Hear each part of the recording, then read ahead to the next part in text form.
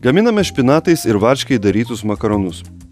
Makaronus išvirkite, nukoškite, perleikite šaltų vandeniu, nuvarvinkite ir suvilkykite aliejumi. Svogūnus nulupkite. Vieną svogūną susmulkinkite kubeliais ir apkepkite aliejuje kartu su špinatais. Pagardinkite druska, pipirais ir maltų muskatu. Pamaišykite ir palikite atvėsti. Likusį svogūną supjaustykite kubeliais, pasmulkinkite česnakus ir petražoles ir kepkite kitoje keptuvėje aliejuje, kol svogūnai apskrus. Tada ant svogūnų supilkite pomidorų pastą, berkite cukrų, truputį druskos, pipirų ir palengva kaitinkite apie 10-15 minučių. Paruoštą padažą galite sumalti elektriniu trintuvu.